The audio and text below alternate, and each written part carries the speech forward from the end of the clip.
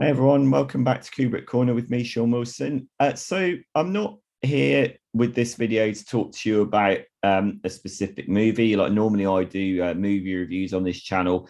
This is more a kind of philosophical conversation, if you will, about what is the value of opinion, like what opinions have merits, and what does it mean if, for example, you express an opinion that courts a general consensus and then you come out with an opinion on something else that causes a degree of like outrage or disbelief. This is what happens when you're reviewing movies. When you're reviewing movies, you cannot review a movie as if you're playing to the stalls, as if you're playing to the crowd. That what that means is you're essentially betraying your own principles. If you have to respond as an individual, you have to be honest. If you don't like something, you have to come out and say it.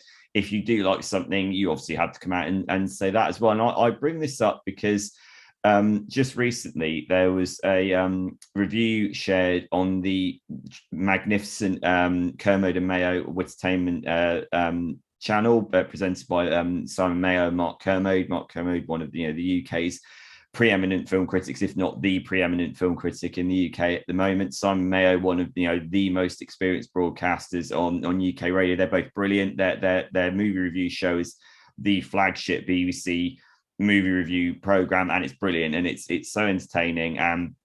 There were a couple of very, very interesting things came up on the most recent episode, as in the episode dated the 19th of November. I can drop a link to their podcast here in the notes, which you can check out after this video. But what happened was there was an interesting study in contrast. On the one hand, they reviewed Petite Maman, the Celine Sciamma movie that I've reviewed here on this channel, which I absolutely adored. Kermode adored it as well. And it was actually quite poignant to see him getting so emotive about a movie which I personally enjoyed as well. I thought that was a very, very heartening, very satisfying review. But isn't it interesting that I liked that review because I was kind of on board with his opinion about the movie? Contrast that with the other movie that they reviewed from last week, which was Ghostbusters Afterlife, in which I think I've probably heard, in my opinion, and this is all to do with opinion, this is all to do with subjectivity, probably the most jaw-droppingly clanging admission that I've heard in my sort of 15, 20 years of listening to entertainment. And, I mean, the very nature of film criticism means, as I said, you will occasionally come out with points of view that are perceived to be outrageous and maybe ever so slightly tone deaf. And both Kermode and Mayo basically said that the original 1984 Ghostbusters hasn't aged that well, and it is, in their words, icky. And yet at the same moment, they came out and praised the 2016 Paul Feig movie, which of course got caught up in a lot of racist, misogynist backlash, but generally just wasn't a very, very funny film. When you separate all that out, it genuinely wasn't a very good movie. They came out in praise of that 2016 one, and they also, Kermode also denigrated the Ghostbusters Afterlife. Now, individually, I don't have a problem with people not cherishing the original Ghostbusters. That's fine. Some people have grown up with it like I did. Some people didn't. That's absolutely fine. I completely get some people being kind of baffled by the legacy of the original Ghostbusters, or some people not finding it funny. That's absolutely fine. I think my problem comes with, basically sort of denigrating the original Ghostbusters in order to big up the 2016 one. That is where I basically have a problem with. I mean, that kind of confuses me, because the 2016 Ghostbusters movie is basically just a facsimile of the original 1984 one, only nowhere near as funny, like considerably more childish and infantile, poor ad-libbing between the cast, where the original Ghostbusters had a lot of ad-libbing in it, but it was genuinely funny and the cast had chemistry. There was, to my mind, no chemistry whatsoever between the cast in the 2016 Ghostbusters movie. And of course, it's kind of the infantilization of the 2016 one, which is, okay, we've got a giant ghost that we have to take down in Times Square. Where are we going to shoot him? Let's shoot him in the ghost penis.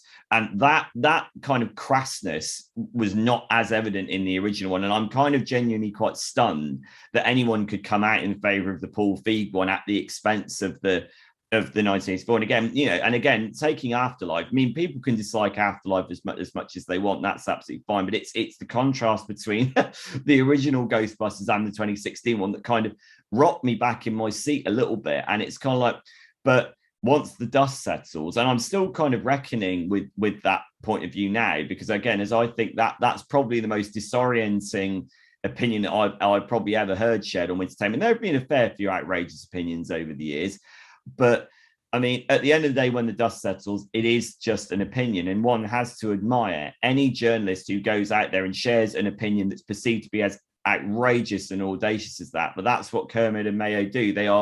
They are so experienced as broadcasters. They are not about to compromise their own point of view just to basically play to the crowd. And I do appreciate that. And you don't have to agree with someone in order to respect their opinion. And one has to be very, very careful as a film reviewer that one does not review films in order to basically kind of be taken in by the masses, because for every review that you do that might be perceived to be magnanimous, you will always come out with another opinion that will alienate as many people. And then, fair and sure enough, on the YouTube comment section, I threw a comment in there myself, which hopefully was fairly well balanced. People can go and check it out. Lots of people already getting quite hyperbolic, going, this is where I switch off from Wittertainment. This is a sign of two men getting far too old, out of touch.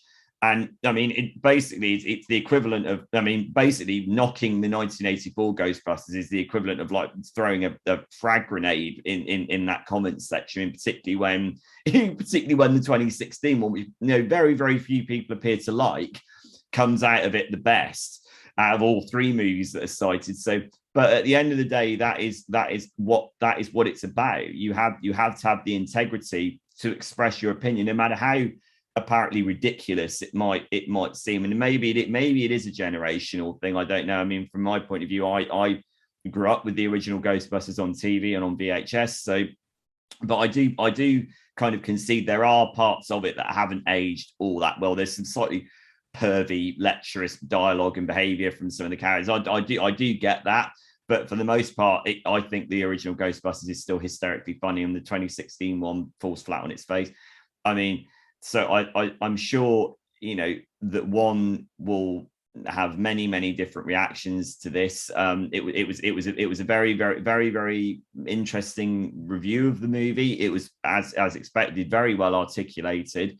And at the end of the day, no matter what the opinion is of a movie, if a review is well articulated, I would argue that one cannot take against it, as long as one is not making personal slurs against those involved in it. And obviously, there's none of that on Wittertainment, because that's not what they do. Then one has to grudgingly kind of admire the ability to throw out a point of view like that. So this is kind of, and I suppose from my point of view, I mean, I remember when Drive came out, the Ryan Gosling movie, Nicholas Winding Refn movie, and I didn't like it when I first saw it. I thought it was strange. I thought it was two movies that were basically bolted together, the car chase movie and the ultra-violent, exploitative, let's smash somebody's head in an elevator movie. I didn't think those two elements came together at all. I then read the original book, or story, I suppose, it's sort of novella, and then I went back to watch the film again, and I actually appreciated it a lot more.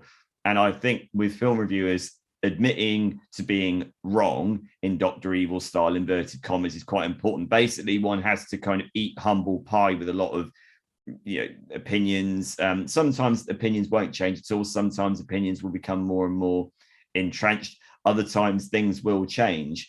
I get the feeling that no one on Wittertainment is going to change their mind about the original Ghostbusters anytime soon. But it's been on my mind, and I just wanted to express that kind of philosophical quandary about what does it mean to actually review a film and to put your opinion out there for the masses. No doubt anyone who watches this will probably have a myriad of opinions on this, sort of film journalists and non-film journalists alike. Please do drop a comment here on this video, and please remember to subscribe, and I'll speak to you soon. Bye.